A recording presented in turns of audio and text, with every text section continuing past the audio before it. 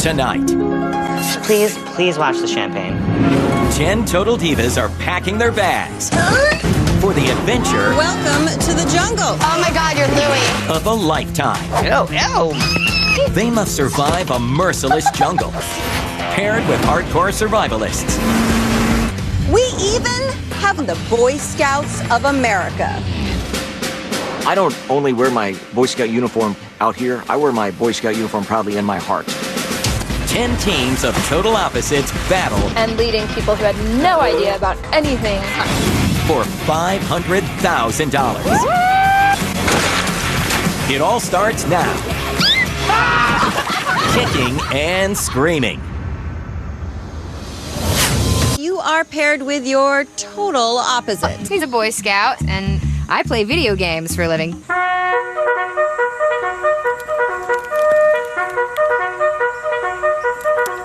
Terry's a Boy Scout master, and he takes that seriously. And I mean, I know he's representing everything, but, you know, I was kind of done with that when I was a little kid, you know what I mean?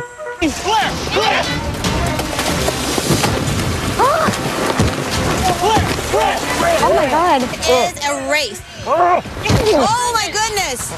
Jeremy! At the prize challenge, Terry and Natalie collided, This is helping. I think this is helping. but they hugged it out in the elimination challenge. The winners here, Terry and Natalie. A team united! The Boy Scout connects. Terry and Natalie, you have won the challenge and will return to camp with ultimate power. Ultimate power!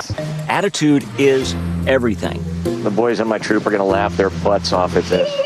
Definitely wish I could have brought my dog. Ah, I wish I could have him. he would have been tasty. No! He's moving now! Okay, they're both moving. They're both moving. I'm so sorry! Pig! Now! First team that will be going to the finals, Terry and Natalie. We're definitely the comeback kids. We're in the final! Come on, Terry. I throw the first spear and I miss. I throw the second spear, Terry now just throwing the spears and he got it. has the split. I go insane. Natalie climbing up, Terry right behind her. Natalie lighting the cauldron ablaze. Woo! Is it in? We have fire and we have a winner. Terry and Natalie, you are the kicking Oh my champions, God! and you have earned a $500,000. There's no way in the world this was gonna happen, and it just happened. Winning the whole competition is not only life-changing for us, but I feel like it should be a story for everyone. Yeah. We can go through the fighting and come back together and work together. If we can do that, anyone can do that.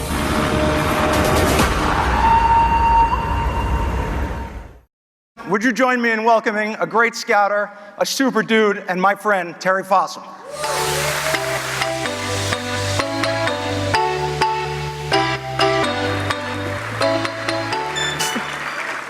Well, howdy. Oh my God, I know y'all can do better than that. You guys are scouters, man. You guys are used to having fun. I know you can be loud. I know you can be boisterous. And we are right in the middle of God's country, Texas.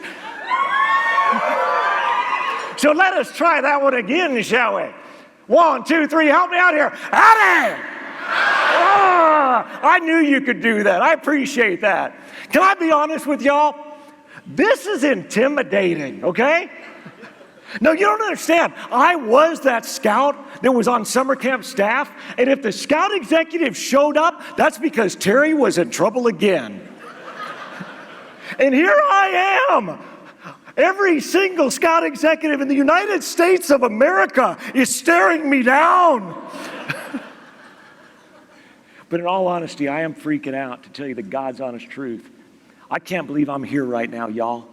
I cannot believe that I am here in a room with some of the most amazing people that God has ever put on the face of this earth. So y'all don't understand this. I don't call this top hands. I know you do. I do not call this top hands. I call this the Hall of Heroes. And understand something, guys. I'm prior military.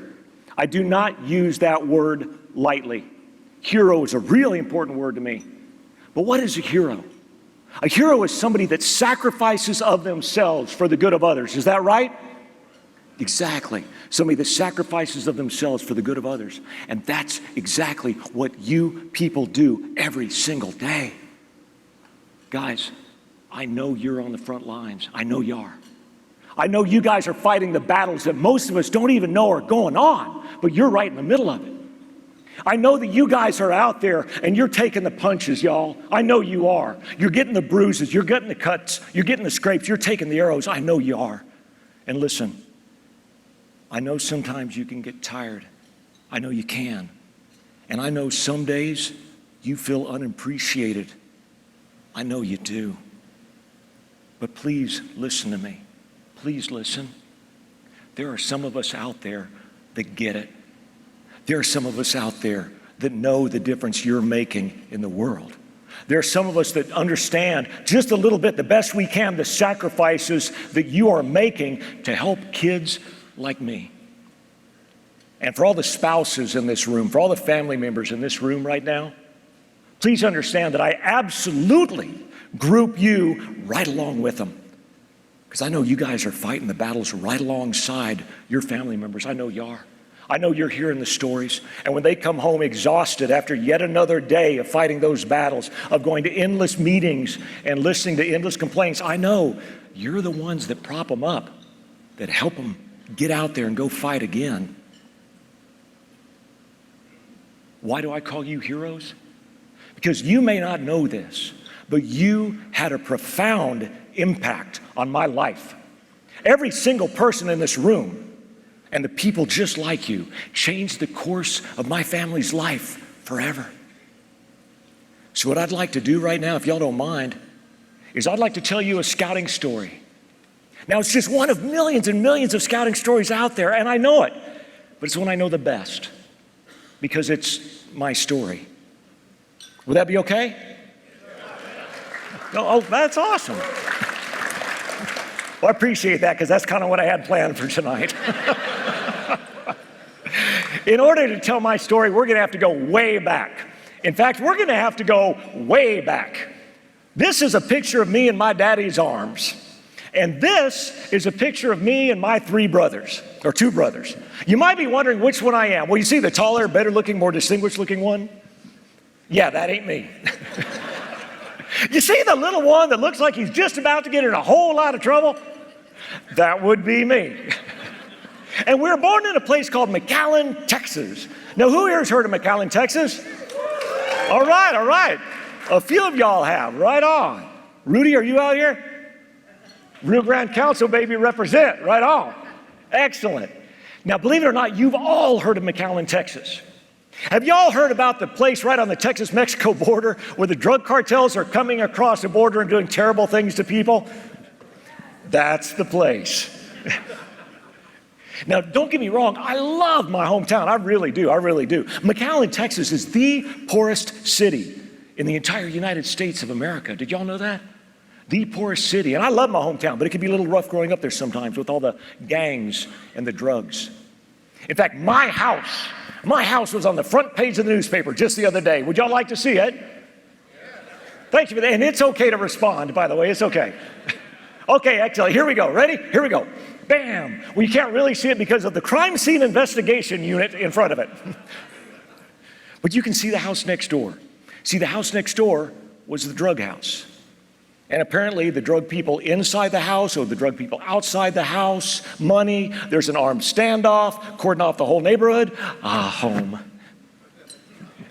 Yeah. But see, that's the way it was in my neighborhood. In fact, I'll never forget, I was 14 years old, and I was in my backyard one night, and I heard a noise in my back alley. And if you're from my neighborhood and you hear a noise in the back alley, you check it out, is there, right?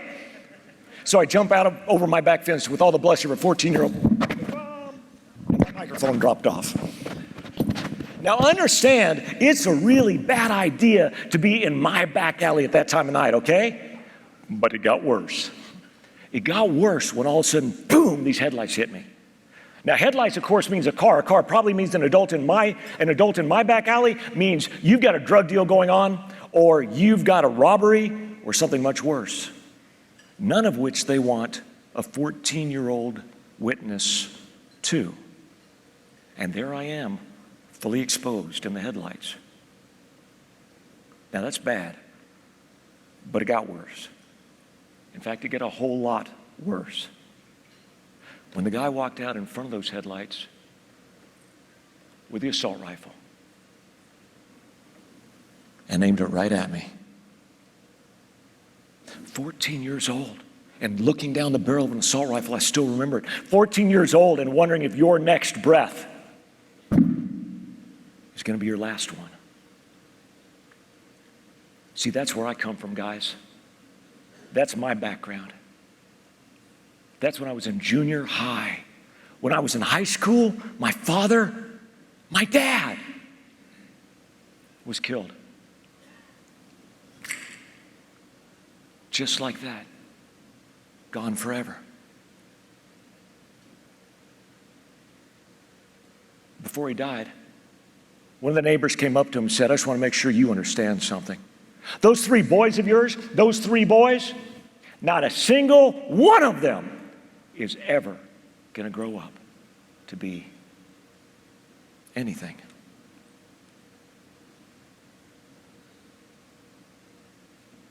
See, that's my background, y'all. That's where I come from.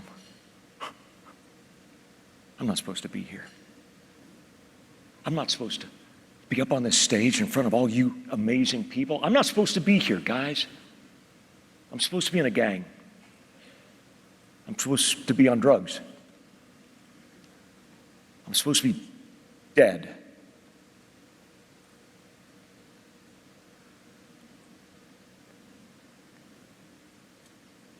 But we knew something he didn't know.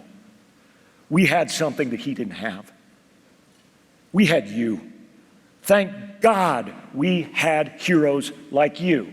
We had people that would go out there and fight those fights for us that we didn't even know was going on, that would take on those issues we didn't even know existed. We had people that would stand up and not just complain about their communities, about how bad they are, or complain about their country going to heck and all that. People that were willing to stand up and do something about it. People who were willing to take their time and their talents and their treasures and apply them to a kid like me. Thank God we had you. Thank God we had scouting. And I will never forget, you can clap for scouting. Absolutely.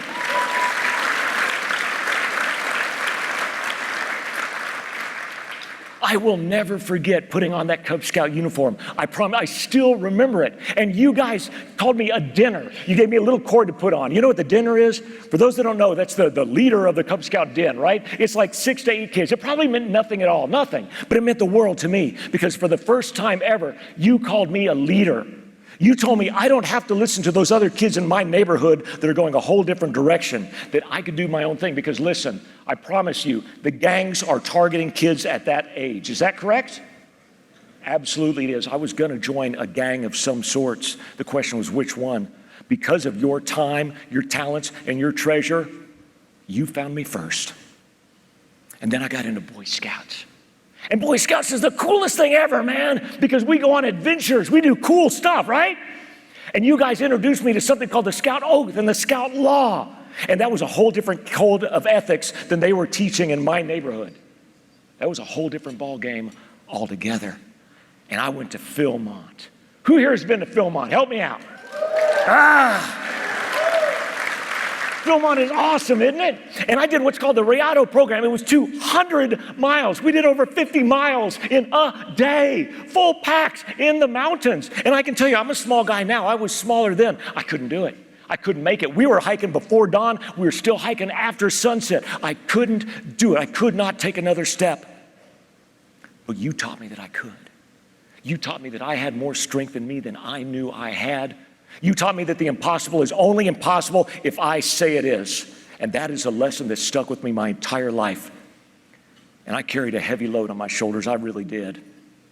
And it was nowhere near the load that you carry every single day. And I went to summer camp staff because thank God and thank you, I had a summer camp to go to. Because of your time, your talent, your treasures, I had a summer camp to go to. And summer camp is nirvana, man. It's the coolest thing ever, isn't it? It's awesome. We're fully immersed in scouting for an entire week, and we can act like idiots. Right? We can sing stupid songs and stupid skits and all that kind of stuff. Father Abraham. But the great thing about that is I didn't have to act cool. I didn't have to act bad. And my major male role model was dead. But you, because you gave me a summer camp, you gave me a summer camp staff of all these older role models who taught me not only was it okay to be trustworthy and loyal and helpful and all those things, but it was expected of me. And I got my Eagle Scout. And when I did, you guys gave me an oath and a charge. You told me that I was now a marked man and that I was to live the rest of my life like an Eagle Scout, representing Boy Scouts everywhere, that I was to be different than everybody else out there. And I got my citizenship and the community merit badge. And as a result, whoop, I joined the Corps of Cadets at Texas A&M University. Here we go. You bet we do. Absolutely. And I did what you guys taught me to do. When we go to a campsite, y'all taught me this. You go to a campsite, you just start goofing around? No, you set up your tent, you set up your gear, you get to work, right? So I just did what you taught me. I got to work. I started doing things that had never been done before at Texas A&M. They changed history at Texas A&M for me. They created a command level position in the Corps of Cadets for me. USA Today was doing an article on leadership, and they called me, of all people. And they said, where did you learn that leadership that you're applying to the Corps of Cadets? And my answer was immediate, without hesitation. Help me out. What was my answer? Boy Scouting, absolutely. The truth shall set you free. And I got my citizenship in the nation and citizenship in the world merit badges. So I became an officer in the United States Air Force. In fact, I became the, well, thank you for that. I appreciate that. Y'all did it. Y'all did it. In fact, I became the executive officer for an entire group of nuclear-equipped B-52s. Is that insane? It's crazy. Me. And I was in battle staff one day. Now, battle staff, that's like the war room in the movies, right? I actually had a seat in the battle staff. And I'm sitting there one day, and I'm looking around, and I'm going, I cannot believe that I am here, right? And I looked around, and I remembered back to that dark alley. And I remembered back to that assault rifle. I promise you, and I'm sitting there, and I remembered that I was never supposed to grow up to be anything.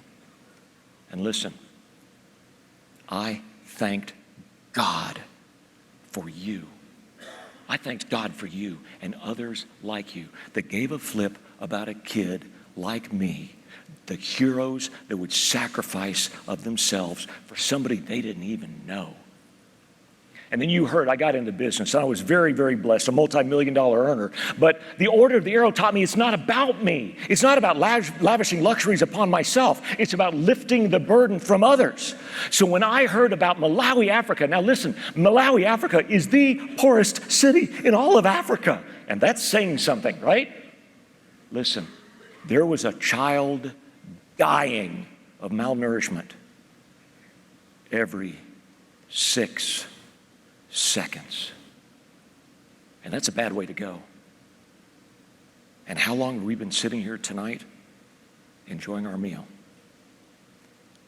So we built a school over there, a school for agricultural independence. And what we would do is we would take families from all the outlying villages and we'd bring them in for an entire year, an entire growing season, and teach them how to raise crops. Then the next year, we would send them out to their villages, and their job was to teach others to do the same. And we'd follow up with crews to send out there and make sure they're doing all right. And listen, as of a few years ago, not a single child has died from malnourishment in the entire country.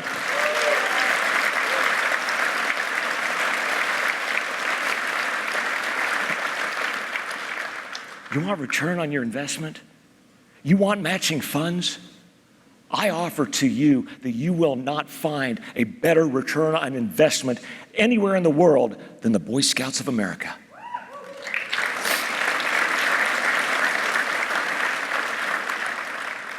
You know, every penny, when you donate, we know this, every penny does go to your local scouts. You bet it does. It stays right there. But the ramifications, the reverberations are truly around the globe. And in my hometown of McAllen, Texas, we now have scholarships for underprivileged youth because you taught me when I leave that campsite, I leave it better than it was when I got there. And these are my boys. Because when you help out scouting, when you give your time, your talents, your treasures to scouting, it doesn't just stop with this generation. You change the world for generations to come. So again, these are my boys, and they turned 18, and they got their Eagle Scout pretty much in that order.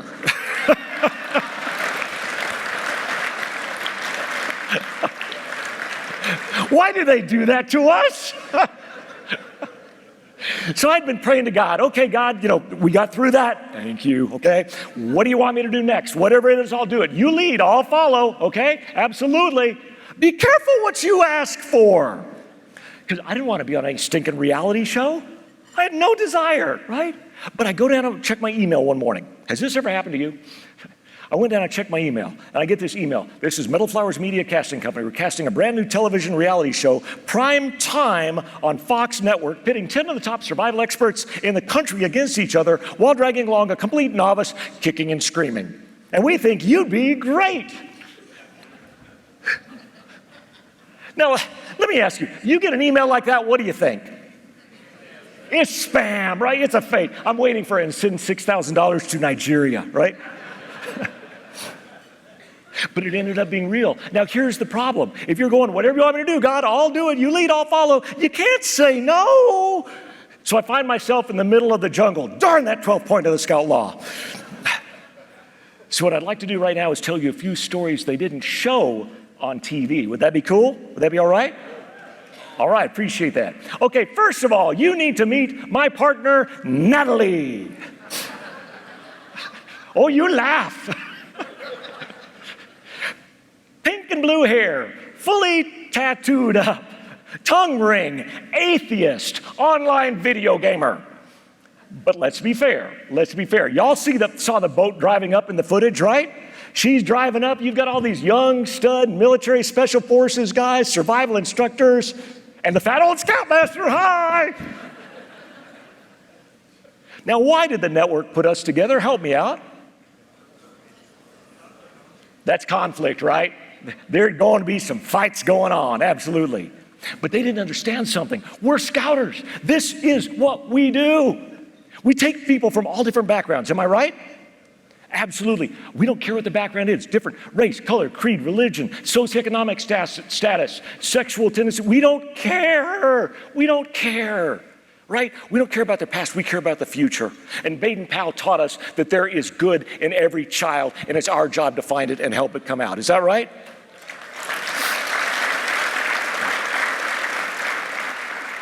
So how about the fact that Natalie was smart, and she was strong, and she was strategic, and there's no way in the world I could have won that show without her, right? Now, that being said, we fought. Did y'all see that on the show? On the footage? Yeah, you didn't see anything, okay? We fought all day long. Okay, now, I was starving. We were all starving, okay? I lost 25 pounds on the show. You're wondering, is it real? Yeah, I lost 25 pounds on the show. We were sleep deprived, and man, we started going at it one day. We are going at it. And we're going at it, and the camera's like, we love this. This is great, man. We got the Scoutmaster yelling, yes, that's awesome. And right in the middle of it, I went, wait a minute. I know how to do this better. I've been to Wood Badge. I understand managing conflict. So I said, wait a minute, Natalie, I got great news for you. We're storming.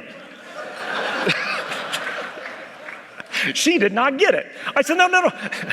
Go figure. So no, you don't understand. There are 4 stages of team development. I learned this. Help me out. What are those 4 stages of team development? Forming, storming, norming, and performing. Great job. You've been there too. And so, Natalie, I got great news. We are smack dab in the middle of number 2. She was still unimpressed. I said, no, you don't get it. We want to get to performing stage, right? We want to win this show. We can't get there without going through all the stages, as long as we do it with love and respect. And after that, we became the most winning team on the entire show. And I tell people all across the country, there's no way in the world that I could have won Kicking and Screaming if it wasn't for Wood Badge.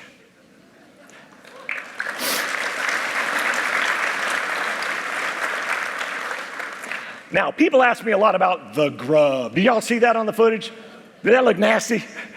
Now, see, I have eaten grubs in Amazon doing survival before. No. This was a grub, cigar size, slimy, squirming around, guts squirt out of your mouth when you chomp on it, grub.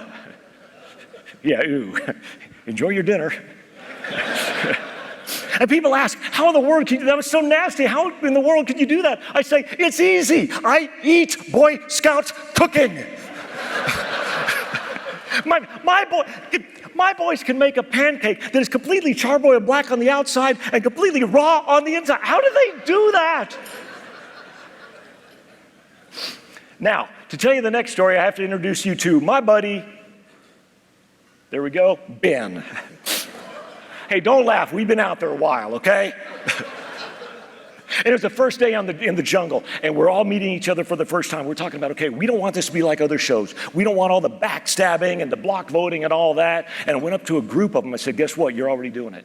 And they're like, wait, what? Yeah, you're already doing it. You're a bunch of combat vets. You've already formed a clique. Push comes to shove, you're going to do it. Right at that point, Ben here comes up behind me and goes, I got your back, and keeps walking. Like, wait a minute. I got your back. I don't even know this guy. I got your back.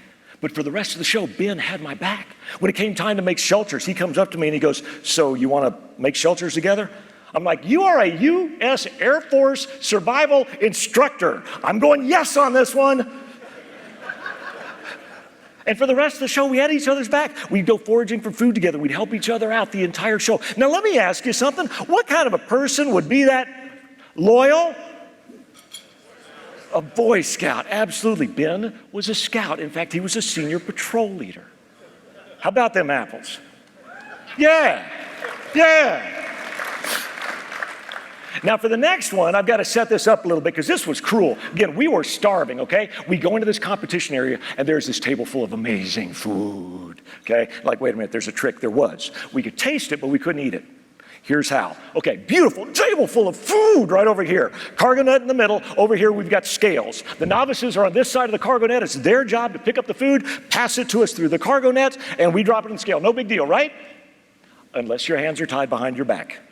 Makes it a little bit harder. No problem, though. We identify corn on the cob right away. It's easy to pick up, easy to pass. It weighs a lot, and we are cranking, guys. We are in first place by far. We're jamming. We got this competition, no doubt about it. Except, then the worst happened. I tripped.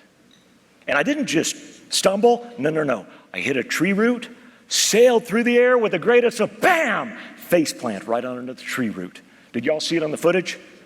It hurts every time I see that. It really does. It almost knocks me out. I couldn't even barely remember my name, much less how to get up. Now, that's where I've got to introduce you to Jason. Jason is in second place. Jason is ecstatic. He's in second place. First place goes down. Jason takes it on in for the win, right? No, it's not how it happened. Jason did the unthinkable. Jason stopped his race. He stopped in the middle of his race. Second place. He stops in the middle of the race to help me get up. Jason's going for $500,000 too, right? He's representing too. What kind of a person would be that helpful? A Boy Scout. Jason was a scout. We wonder sometimes if these lessons we're teaching these kids really do hold. You know what they do? And they come out in the most amazing times. And then the finale. This is it. We're down to 2 teams. This is for all the money right now. And production kind of tipped off to us that it would be about our novices making fire. So I'm helping Claire make fire. You know, I'm teaching her a little bit because understand, my competitor there is a Marine Scout sniper, Brady. He is better than me at many things. I am better than him at making fire. You know why? Because I'm a Boy Scout, we are pyromaniacs. We like to burn things. So I'm helping Claire on her fire-making skills, and production is freaking out. They're like, what are you doing? What are you thinking? Because understand, millions of dollars went into the production of this show. Millions of dollars, years in the making, over 30 days, fully immersed in the jungle. And it comes down to today, and you're helping your opponent? You are representing all of Boy Scouts of America. The Boy Scout could win. So that's exactly what I'm doing. That's exactly why I did it. Because I am a scout. And as a scout, I took an oath. And that oath started with on my honor. And there's nothing more important in the world than honor. And it went on to say to help other people at all times, not just when it's convenient to me. And I love this picture, the last picture of the show, because to me, this represents all of scouting. This represents what you do every single day. It's not about us. It's about elevating others. No matter what their background is, no matter what challenges they've gone through, just letting them know somebody believes in them and cares about them, and that we're going to help them with a future maybe they never believed was possible. This is what I did for Natalie, only because it's exactly what you did for me and countless other kids that are out there right now. So I'd like to tell you one more scouting story. Y'all still got some energy left for me? Ooh, you guys do rock. Wait a minute, I didn't hear the back over there though. Y'all still got some energy left for me? There we go, right on, there we go, excellent. All right, you remember that taller, better looking brother? You remember him? This is what he looks like now. Now, this is my brother Mike, and some of y'all know the ending to this story, and that's great. You're going to hear the rest of the story. For those that don't, I have to warn you ahead of time, not every story has a happy ending, okay? But we can still learn from it. Are we cool? Not every story has a happy ending. Because get this, okay, Mike decided he wanted to be, you ready for this? An astronaut. See, we don't have astronauts from our neighborhood. I don't know if you knew that, right? But get this. He went for it. Yeah, him and several thousand other people, right? But guess what happened? Any guesses? Anybody? No, not even close. Thanks, though. Thanks for playing along. No, he wasn't even close, not even close. They didn't even give him a phone call, just a little letter that says, no, just like that. So now Mike understands he's not going to be an astronaut, right? He gets it now, right? No, he went for it again. And this time, no, I don't think so. No, but now understand, going for it is a 2-year process. This isn't just writing out a postcard. Dear NASA, I'd like to be an astronaut. Thank you very much. 2-year process of getting yet another advanced degree, going through the psychological training, the mental training, the physical training, all that kind of stuff, all this testing and all of that kind of thing. To be slammed down for how many years has he been slammed down now? Help me. 4 years of getting slammed down. Man, that's rough, right? So now Mike gets he's not going to be an astronaut, right? No, he didn't. He tried for it again. Y'all ready for this? Here we go. Ready? Bam. Oh, no. Okay, wait. It's okay. He went for it again. Here we go. Ooh, this is starting to get old, you think? Yeah, but it's okay. He went for it again. Wow. Help me out. How many years is that? 10 years of failure. A decade of getting slammed down. You're not good enough. We don't want you. It ain't gonna. 10 years. Now, I don't know about y'all, but that might get old after a bit, right? So now Mike understands he's not gonna be an astronaut, right? No. Now again, not every story has a happy ending, but we can learn from it. But see, here's the problem. Mike was a Boy Scout too. Mike was an Eagle Scout too. Mike was a Vigil Honor member in the Order of the Arrow too. So he went for it again.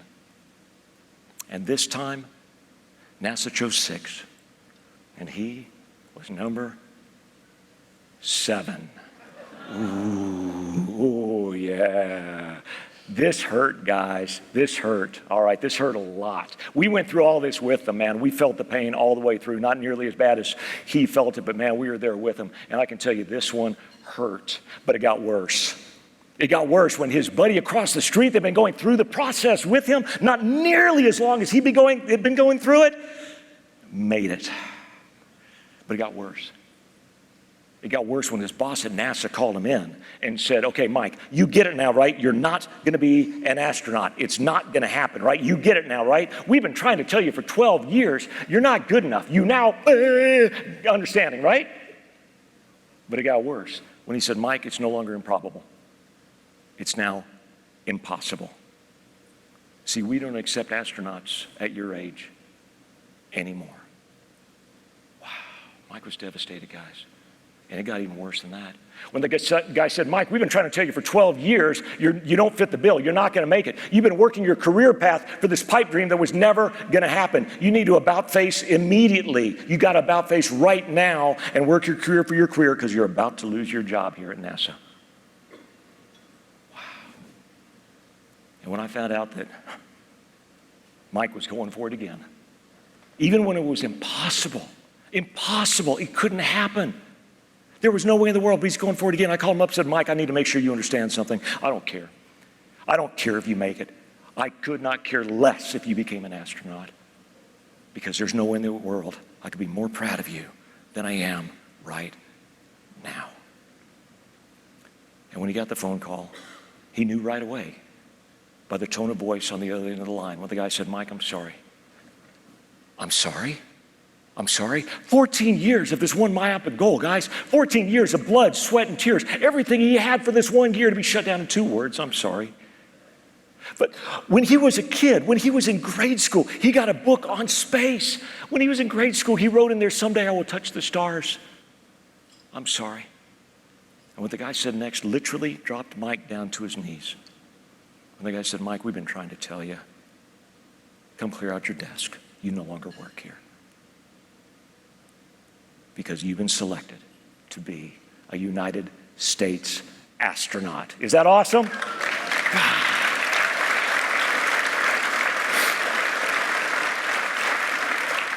We've got footage of Mike's first space flight. Would y'all like to see it? Okay, you got it. The guy from McAllen, Texas, never gonna grow up to be anything. Sitting on the launch pad, Independence Day, July 4th, 2006, returned to flight mission after the shuttle disaster because people like you cared. 12, 11, 10, 9, 8, 7, 6. Go for main engine start. Main engine start. 2, 1. Booster ignition and liftoff of the Space Shuttle Discovery, returning to the space station, paving the way for future missions beyond. The Discovery roll program. Houston now controlling the flight of Discovery. The space shuttle begins. That's what it looked. You can clap for that. You betcha.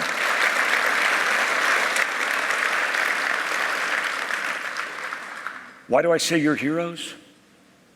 With the sacrifices you're making, you make kids' futures. You make their dreams come true.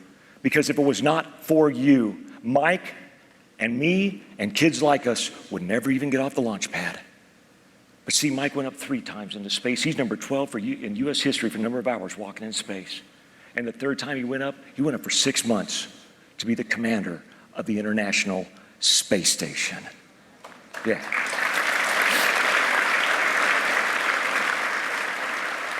While he was up there, he recorded a video for Scouts. Would y'all like to see it? All right, here we go.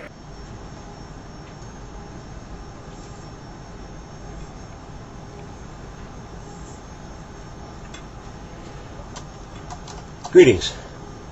My name is Mike Fossum. I'm an Eagle Scout, a Scoutmaster, and an astronaut. Special greetings from the International Space Station. This is a greeting to the Scouts, the Scouters, and the staff out there. I really like going out there and having a lot of fun with my friends in the troop and other troops from the area, and adventures around the corner, adventures out in the woods, adventures along the waterline, and really just enjoying everything it had to offer. One of my favorite merit badges that I took one summer as a Scout was the Astronomy Merit Badge. I loved looking up at the stars on campouts and stuff. Now was my chance to really begin to learn more about them. It really piqued my interest in huge ways. I spent a lot of nights out there under the stars, sharing my love for the stars and astronomy, somewhere along the line, it kind of woke up a dream that was in the back of my mind. I didn't want to just study and learn about those stars. I wanted to reach out and touch them. You never can tell where your adventure might lead, how it might make a difference in your life. Don't worry about that too much, though, because really, it's about fun, friends, and adventure. I'll see you on down the trail. Mike Fossum signing out from the International Space Station.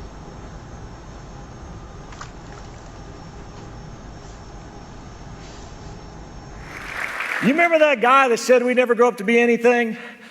Well, he probably has to bite his tongue every day when he hears about Michael E. Fossum Middle School in McAllen, Texas. Is that awesome?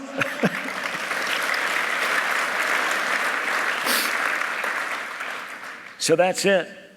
That's our scouting story. And I know it's just one of millions and millions of scouting stories out there just like it. But it's the one I know the best because it's our story. And these are the kids of today. So let me ask you, are they going to have scouting? Or is scouting going to be there for? Now, wait a minute. There's a lot of people out there that say it's not, right? There's a lot of people out there that say scouting ain't going to be around, that we're going backwards. But we know something they don't know. Scouting's not going backwards. Scouting is moving forward in a big way. There is no doubt about it right now. There is zero question. There is zero question in the world that we are absolutely in huge momentum right now. Because a lot of issues that we've had challenges with in the past, you guys have hit head on. Girls in the scouting, done. Gays in scouting, done. LDS, we are sorry to see them go, but you know what? We're going to get through that together. The lawsuit that's going on right now, it is unfortunate, but we are going to get through that together. We are all forward. Scouting has never gone backwards. Scouting has always been in motion. Scouting is always evolving. Scouting is always moving forward. They just don't know that, and they don't have what we have because by God, and thank God, we have you. Because I know you. I know a lot of y'all. I've looked into your eyes, and I have seen that steely determination that says there is nothing in the world that is going to get between you and those kids' futures. And if there's one thing I learned from the show, and about 50 years in this organization, never, ever underestimate the power of a scout. God bless you. God bless the BSA. Thank you all. Thank you.